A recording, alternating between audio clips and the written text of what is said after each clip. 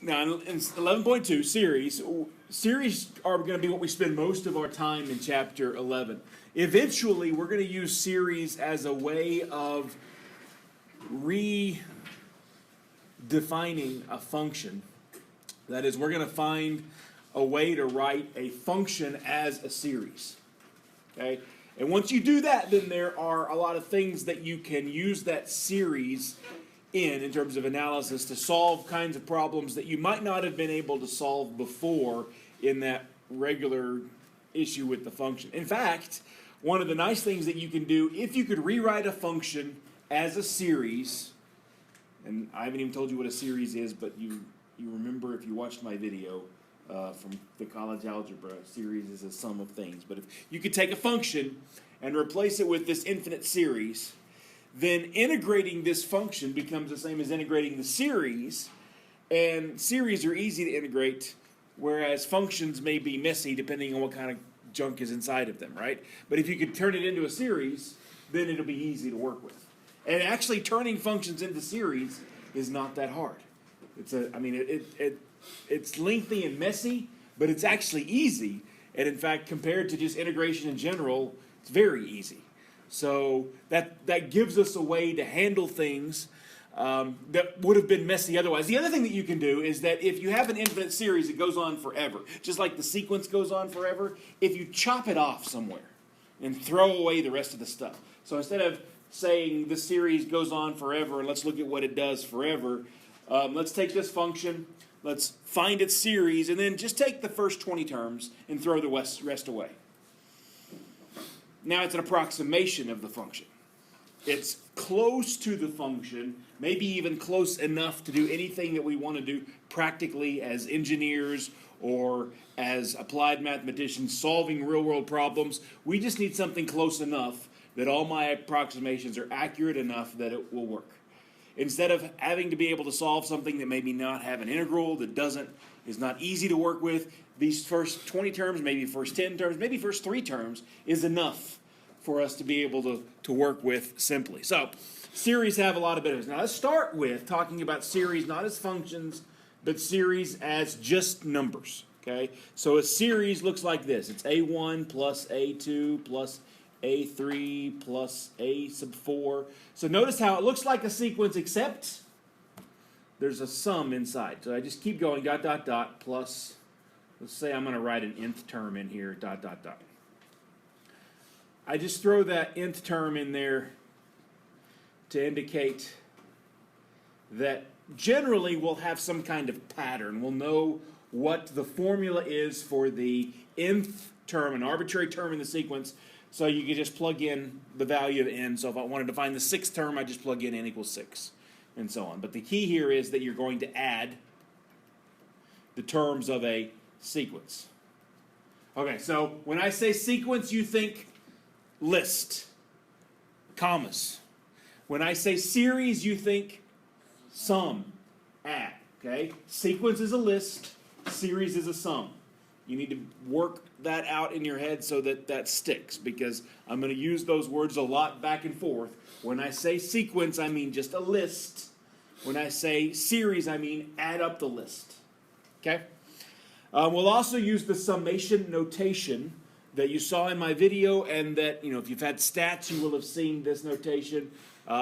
We've already seen it a lot even when we did, you added up all the boxes underneath a curve to do the integration. We're going to use that. That was an awful one. Let me try that again. Greek capital letter sigma, right? And you'll go from n equals 1 up to infinity of a sub n. Or sometimes when I'm really lazy, I'll just write the sum from a, or I won't even put the indices on there if it's understood. So let's consider a couple of examples here, just so you can see this right here is what the nth term looks like. Notice that means this is the same thing as the sum from n equals 1 to infinity of n. Right? Just 1 plus 2 plus 3 plus 4 plus 5 and so on. But here's what I want you to become familiar with, and we're going to define these terms in just a second. I'm going to call this term by itself. Obviously, it's a sub 1, but I'm also going to call it S1. Then I'm going to take the first two added together.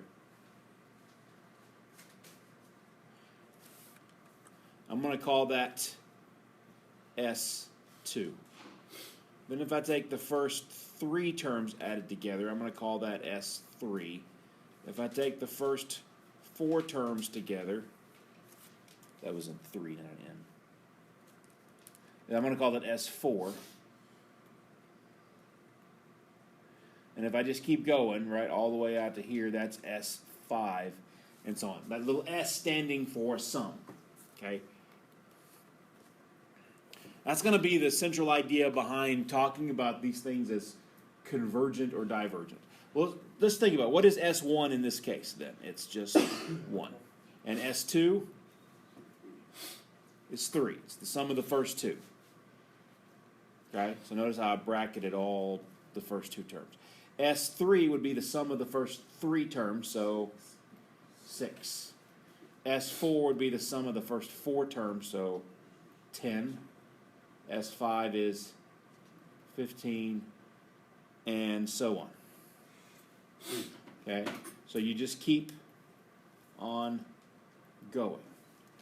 Okay? So we're going to, in a minute, we're going to talk about what happens to this.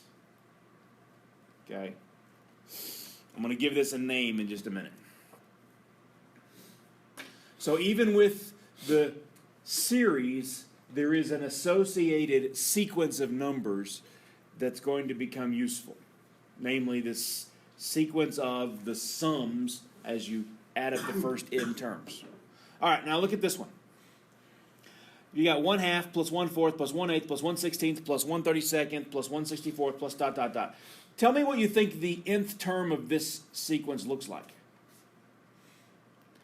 Can you guess the formula for the nth term? 1 over what? N squared. So this would be 1 squared? No, it's not squared. It's not squared. These aren't perfect squares because that's not a perfect squared. You're on the right idea, though. Something with exponentiation is going on here. What do you notice about these numbers? 1 over 2 times. They're doubling. Okay, it's not 2 times n, because 2 times n would be 2, 4, 6, right? 8. So it's not those.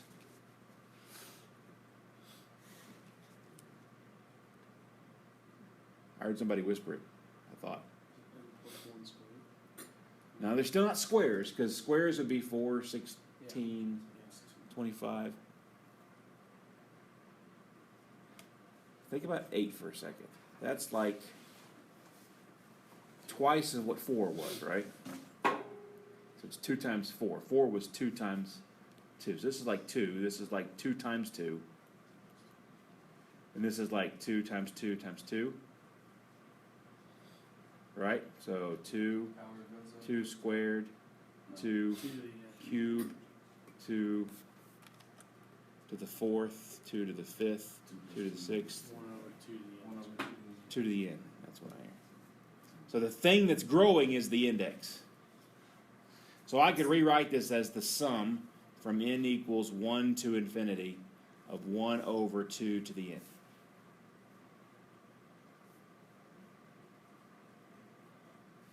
But let's now look at what does S1 look like. Let's do the sequence of these S's here. That's easy. That's 1/2. What's S2 look like? What's 1/2 plus 1/4? 3/4. Assume you can do fraction arithmetic. I'm not going to write down how I got it, but what's 1/2 plus 1/4 plus 1/8? Yep.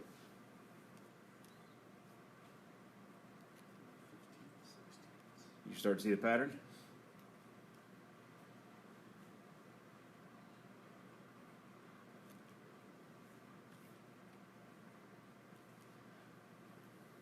S5 would be, can you guess it without actually doing it? 31, 30 seconds. S6, and so on. Can you guess or hypothesize a formula for S sub n? 2 to the n minus 1 over 2. That looks right to me because the top appears to be one less than the bottom every time, right? Once I started adding these things up, I noticed that repeating pattern that I kept getting one less on top than I had on bottom, and the bottom matched my denominators up here, so they were all 2 to the n. Okay? Which I could rewrite, by the way, as 1 minus 1 over 2 to the n.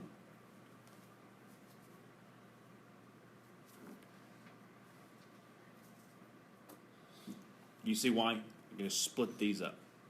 2 to the n over 2 to the n is 1, minus 1 over 2 to the n. What does this go to as n goes to infinity? 1. Why 1? Well, you're going to blow up that fraction. So the bottom of the fraction blows up, so the whole thing goes to 0. When you take 1 minus 0, you get 1. Exactly. Okay, so what I'm going to claim is that what's happening here is I keep adding more and more terms. I just keep getting closer and closer and closer to 1. So I will say that the sum as n equals 1 to infinity is actually equal to, of 1 over 2 to the n, is exactly equal to 1. Whatever this sequence goes to is what the sum, or that series, will be equal to. Okay?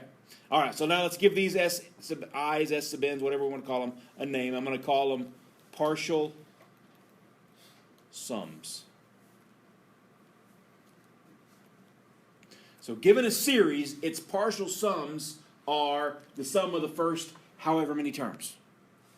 And then as you keep adding terms to it, you see that that is now a sequence of things that's approaching whatever the actual infinite series is. The nth partial sum, this capital letter N, is defined as S sub capital N means the sum from n equals 1, not to infinity now, but just up to the nth term, capital nth term, of A sub n.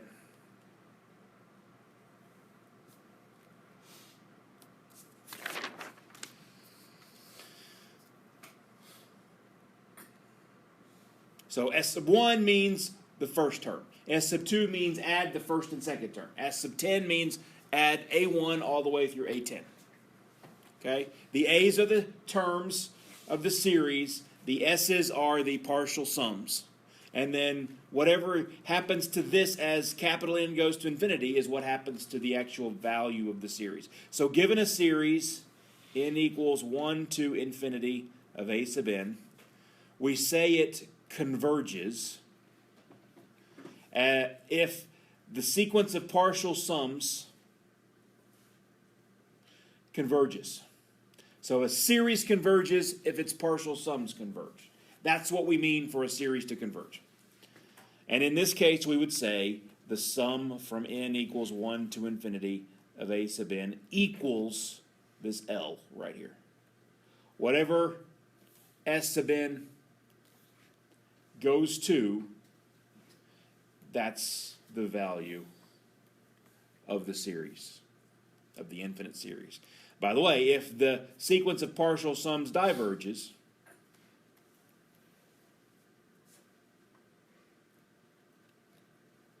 that is, we say the series diverges if this sequence S sub n from n equals 1 to infinity diverges. So the curly brace notation means sequences. It's the sigma that means series. I just want to keep repeating that to make sure you see the difference. Okay. So, just again, to keep in mind, when I write A sub n in my notes, that's the nth term of the series. That's like the 1 over 2 to the n. when I write S sub n, or capital N, or S sub I, doesn't matter what the index is, but if I write it with an S, I'm talking about the nth partial sum of the series.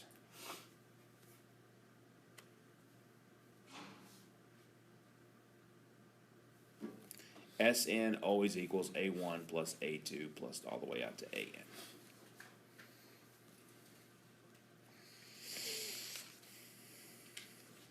Okay, so we're going to look for the rest of the next few sections at trying to figure out whether or not a series converges or diverges. We'll look at lots of different kinds of series, and it will become, I mean, that's one of the harder questions that we ask in this chapter, is if I just give you a series, can you tell if it converges or diverges? So what we're going to do in class today is I'm going to look at 3 or 4 examples of kinds of series that you can immediately tell whether or not it converges or diverges. Then, for the next 3 sections or so, I'm going to give you some tests. I don't mean like pop test. I mean tests that you can apply to a series to see whether or not it converges. Okay? And so, one of the biggest things that you'll spend time in your homework and on your test in this is applying tests for convergence. Tests for convergence. There'll be the integral test. I probably can't list them all off the top of my head, but I'll try. Today I'll teach you the test for divergence. So integral test, test for divergence. There is a ratio test, there's a root test, there's the alternating series test. There's at least 5, there may be 6 or 7 of them. Okay, but there are all kinds of tests that you can apply. And you'll have to learn, well, if I do this, check the output, is that convergent or divergent? Okay? So, the first easiest type of series to work with is something called the geometric series. You may have seen this before. I know we teach it in our college algebra class here, but a geometric series is a type of sum where the terms are always a constant multiple of the previous term. So if you take and start with a number a, doesn't matter what number you start with, and add to it a times some r, plus ar squared, plus ar cubed, plus ar to the 4th, plus, and so on. The point here is that the way that you tell if it's geometric is if every term is a constant multiple of its previous term, right? If I took this term divided by this term, I get r. That is, to get from this term to this term, it's just multiplying by whatever r is, okay? So the nth term of this series looks like ar to the n minus 1. And I put the n minus 1 there so that I can make sure that it starts at a, not ar, plus dot, dot, dot. So if I were to write it in my sigma notation, from n equals 1 to infinity, I would write this as ar to the n minus 1.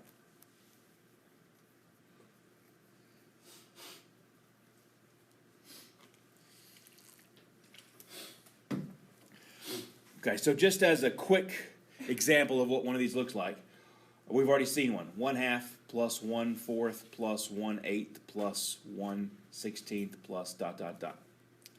This is also, I mean, even though we had a formula for it before and we've already seen what it converges to, this is geometric.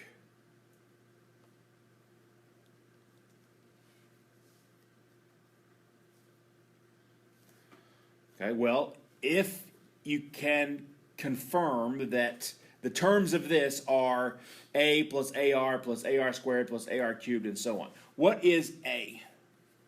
Well, a is always the first term of the sequence. In this case, 1/2. R is, what am I multiplying every time to get to the next term? What do I have to multiply 1/2 by to get to 1/4? 1/2. What do I have to multiply 1/4 by to get to 1/8? Another half, right? Every single time I'm multiplying by the same thing. If that's true for a series, it's geometric, and as soon as it's geometric, the good news is we know everything we need to know about it. We can tell whether or not it converges or diverges, and I can tell you what the answer is with almost no work at all. And that's what I'm going to show you in just a second. But the R then is 1/2.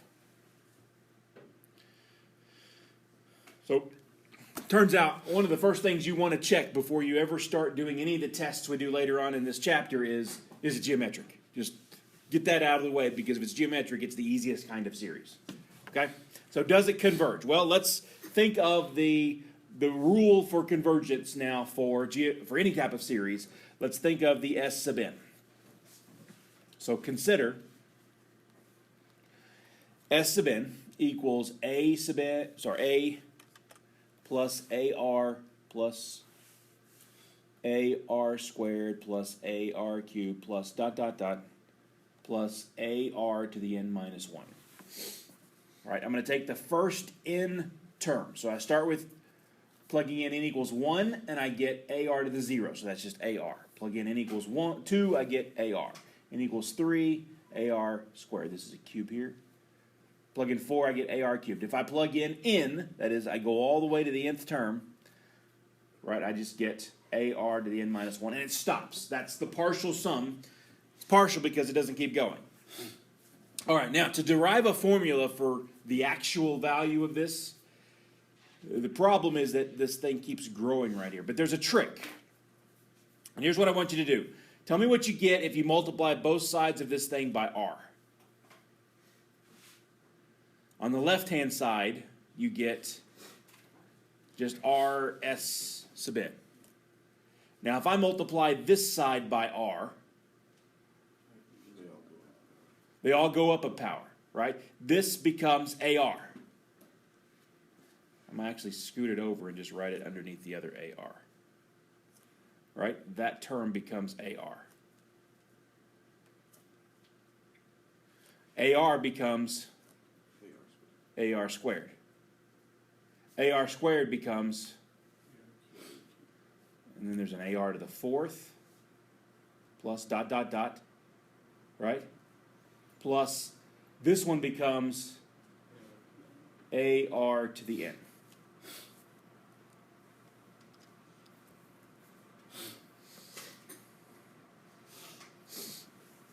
Now here's the nifty little trick. Subtract these two. That is, take the first equation, equation 1, minus equation 2. 1 minus 2. On the left-hand side, you just have Sn minus Rsn. And what happens on the right-hand side?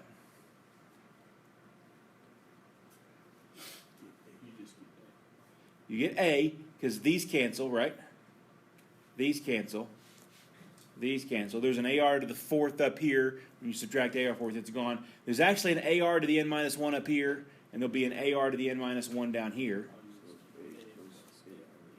Now plus, I am subtracting, so it is A minus AR to the n.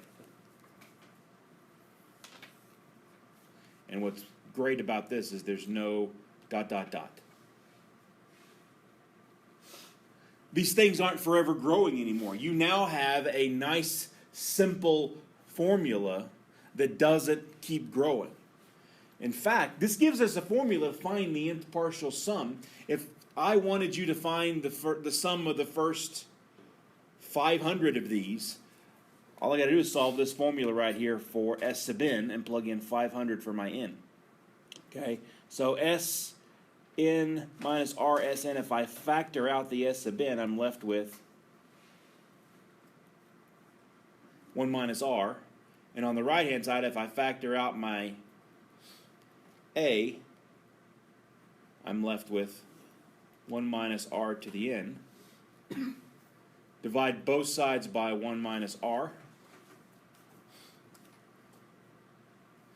And that means S sub n is equal to A times 1 minus R to the n over 1 minus R. So if I have a geometric series, I can immediately find its nth partial sum. I can add up the first however many that I want just by plugging in the n. If I know my A and my R, plug those in, and then I can do that. So that's actually pretty fancy. I mean, that's nifty because you've got fancy and nifty. Those aren't really exciting words. It's sweet. It's tight. It's rocks. You need to stop. Faux shizzle. I can't stop. All right. Stop. Okay. Now, once we have this, we can plug in any n we want, or we can take the limit. What about n goes to infinity? Take it to the limit. One more time. Okay, limit as n goes to infinity. It's Friday. Man, I'm ready for Friday. A 1 minus r to the n over 1 minus r. What happens to this as n goes to infinity? What's the limit of the partial sums? Because that's going to be then the value of the series. Now, the only place where there's an n is up here, right? So this would be like a times 1 minus the limit as n goes to infinity of r to the n over 1 minus r. So it all depends on this guy.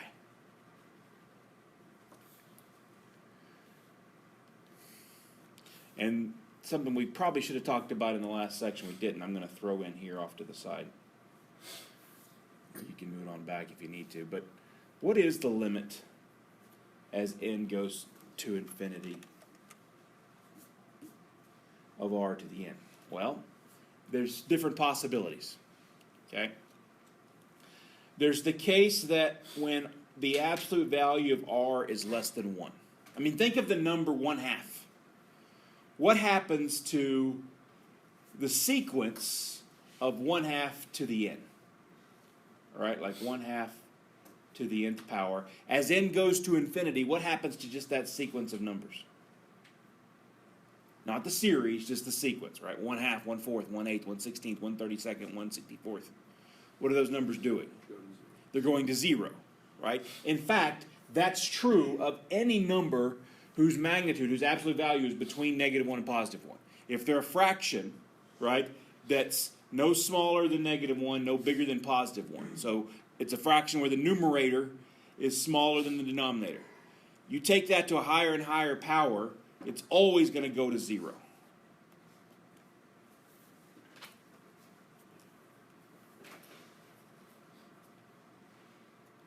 So as long as your r is between -1 and +1, the absolute value of r has a magnitude less than 1, then raising it to a higher and higher power will go to 0. And in fact, if the absolute value of r is greater than 1,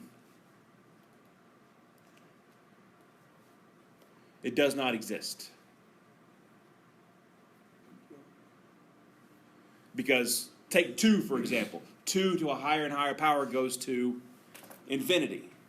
Take -2. -2 to a higher power keeps bouncing back and forth from positive to negative, but getting bigger and bigger and bigger. Limit does not exist. Okay? What happens at -1 is it doesn't exist. What happens if r is equal to 1? 1 to the nth power. 1 to the second power, 1 to the third power, 1 to the fourth power. It stays 1, right? So it's just 1. So what we end up saying here is simply this.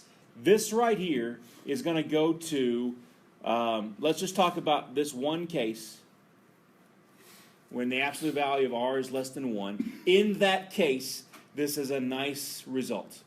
Okay, it's the only one of these that gives us an answer, right? Because if it doesn't exist, if this doesn't exist, then the whole thing doesn't exist.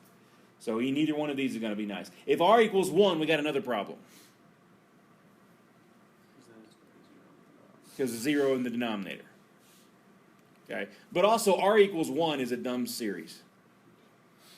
Why is r equal 1 a dumb series? It's just a plus a plus a plus a plus a plus a plus a, which we know is going to end up diverging if a is, well, a or positive or negative. It's just going to just keep adding a to itself, which means it's going to grow without bound. So, but we can't plug it into this formula anyway. All right, so this becomes a, because on top you get 1 minus 0, which is just a times 1 over 1 minus r.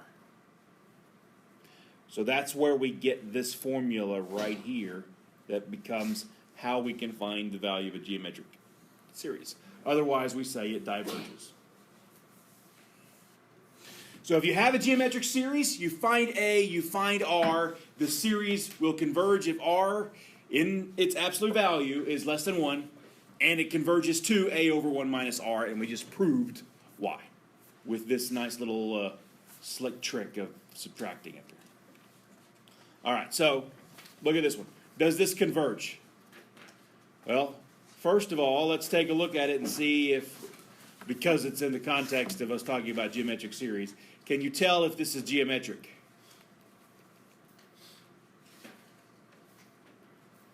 How do you check? Well, you try to find A and R. A would obviously be 5. Now, check. What do I have to multiply each time to get to the next term?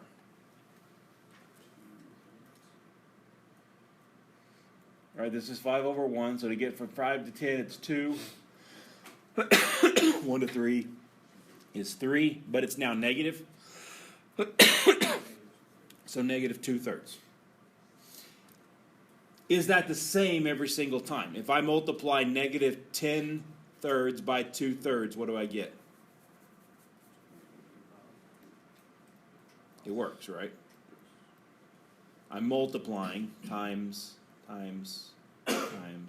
Every time by negative 2/3. So yes, it's geometric, and R is negative 2/3. That's it. Now, does it converge?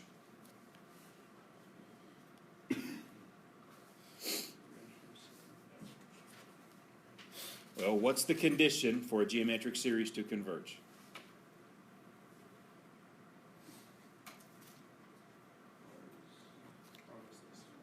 R is less than 1. Not just R, but the absolute value of R. So the absolute value of R, in this case, is absolute value of negative 2/3, which is just 2/3. Is that less than 1? Yes, it converges. So the last question is to what? I didn't want to type that in there because then you'd know the answer to the first question.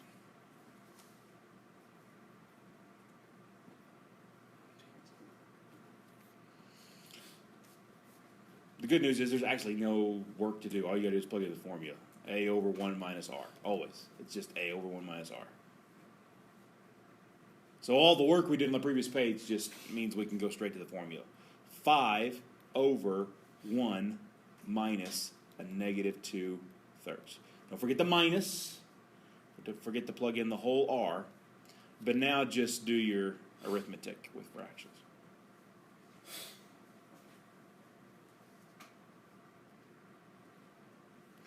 One minus a minus 2/3 is 1 plus 2/3. 5/3. So it's 5 times 3/5, which is 3. So if you keep doing this process over and over again, 5 minus 10/3 plus 29ths minus 40/27ths, following that same pattern, you get closer and closer and closer to 3. So in the limit, it goes to 3. Okay? Let's, pause there. Any questions about that? Geometric series are relatively easy. This next one is also geometric. We've already looked at it before, but I want to show you a couple more things about it. 1/2 plus 1/4 plus 1/8 plus 1/16 and so on. You see that's what this is. When I start working with sequence, did I? The word is series. Sorry for the typo. Consider the series n equal 1 to infinity of 1 over 2 to the n. I generally write out the first few terms of a series every single time I start working with it, just so I can see what they look like. So I'm just plugging in equals 1, 2, 3, 4, first few terms. So analytically, I'm going to be able to use the fact that it's geometric because I'm multiplying each time by 1/2.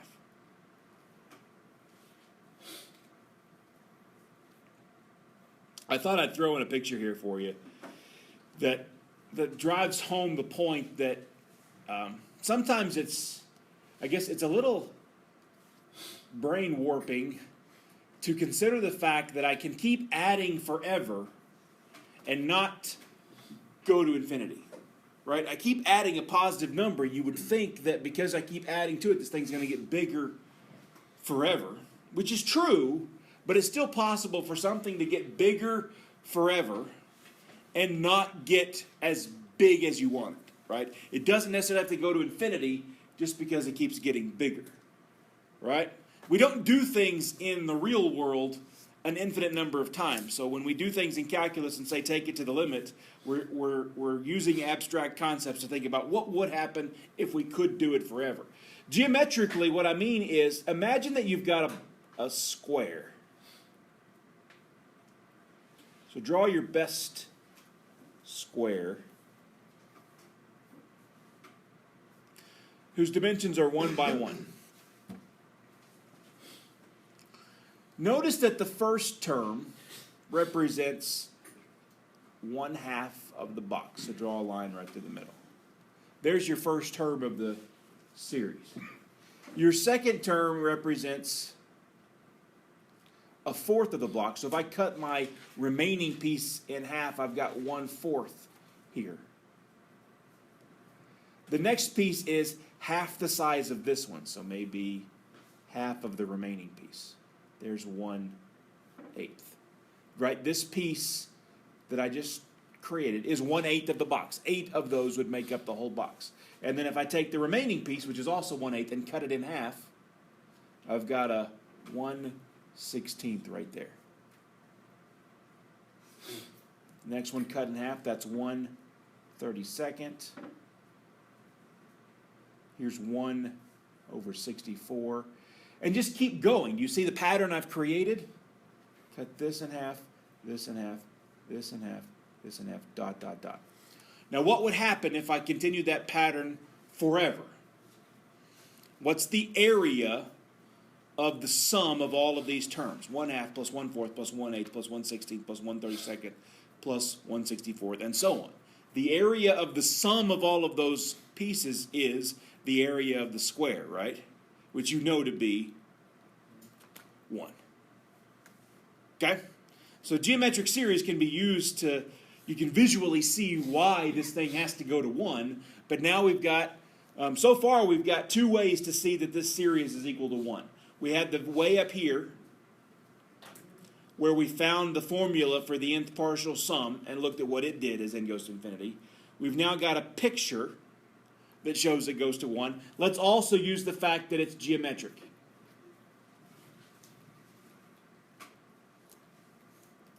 What's A and R for this series? 1/2 and 1/2, which means it converges.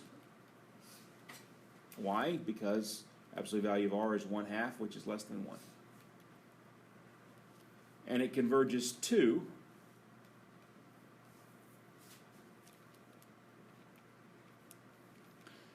A over 1 minus R, which is 1/2 over 1 minus 1/2. Or 1/2 over 1/2, which is 1. 3 different mathematical arguments for why this series goes to 1.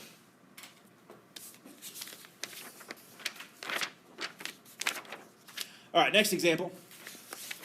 I'm going to run out of time.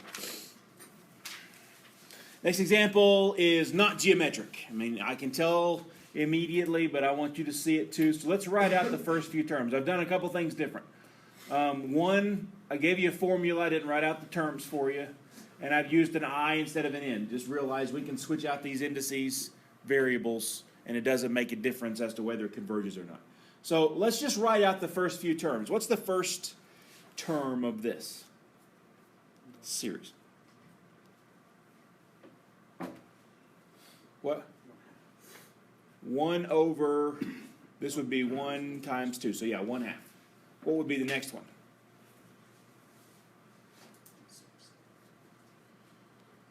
2 times 3, so 1/6, yep.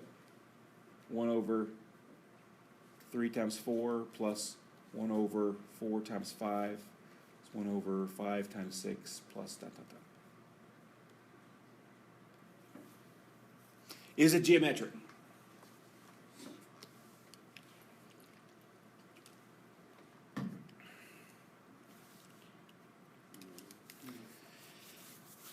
I'm not multiplying by the same thing each time to get to the next term, right? I'm multiplying this one by 1/3.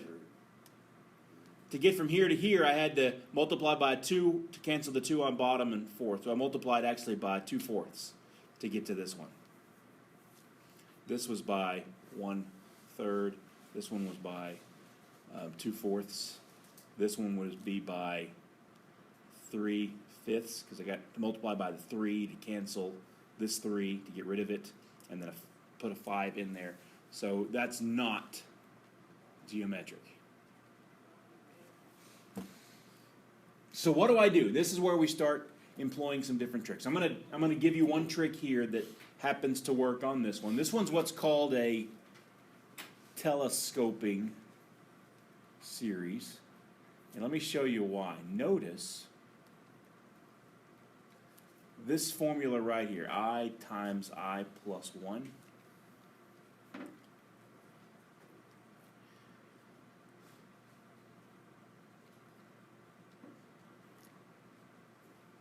You remember doing this trick back in integration?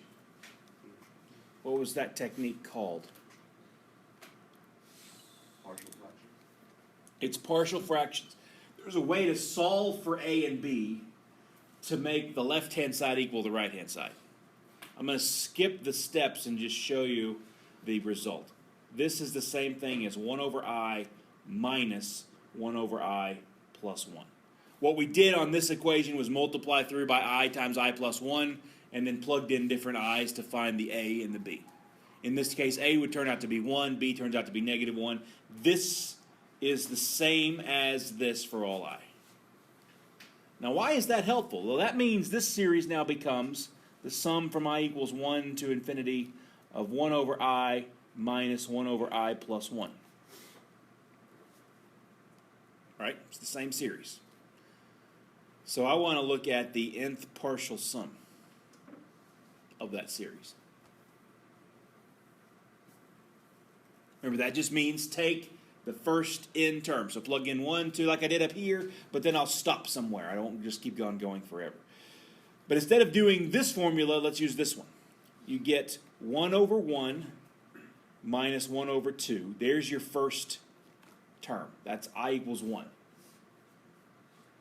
Right? Take I equals 1, plug it into here. 1 over 1 minus 1 over 2. Plus. Now take in and plug in 2.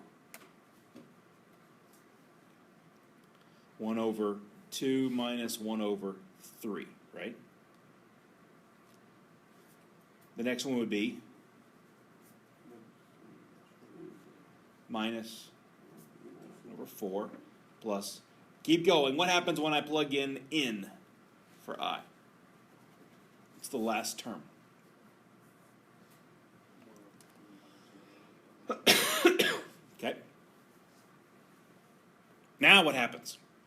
This is why it's called telescoping. Okay, look at this and see what do you notice can happen now.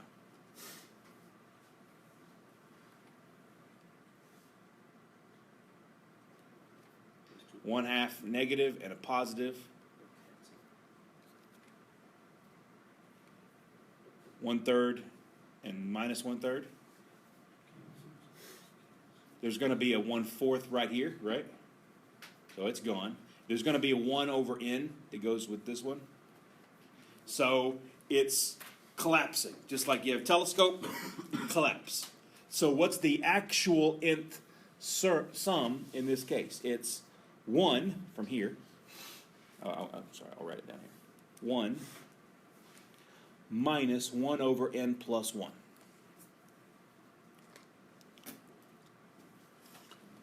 It's just telling me that I'm getting another formula that is if I wanted to add up the first n terms, I can do it by just taking 1 minus 1 over n plus 1. That would be the sum of the first 10 terms. The sum of the first 10 terms would be 1 minus 1/11 for this particular series. The sum of the first 100 terms would be 1 minus 1 over 101. Now, what does this do as n goes to infinity?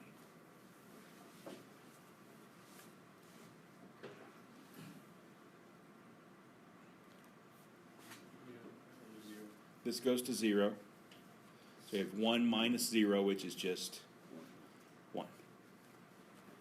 So in this particular case, using partial fractions to recognize that this turns into a telescoping partial sum means we can find the limit, which means the sum from I equals 1 to infinity, 1 over I times I plus 1. The original problem is equal to 1. It converges and it goes to 1.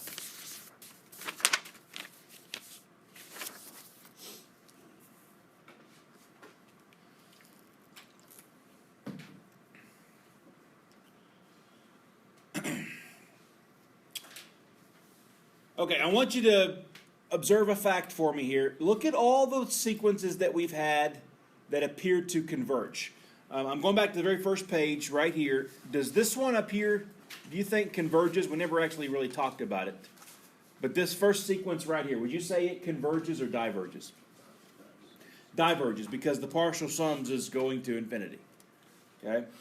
Does this one converge or diverge? When it has a number, it converges. So it goes to 1. Converges. So this one diverges. This one converges. Skip a page. Did this one converge? Yes. And this one? Yes. And this one? Yes. What do all the convergent sequence series have in common that's different from the divergent one? Fractions. And what are those fractions doing? What are the actual terms of the series doing? That is, as you go to infinity, what's happening to a sub n? Not s sub n, but a sub n, the terms. They're getting smaller.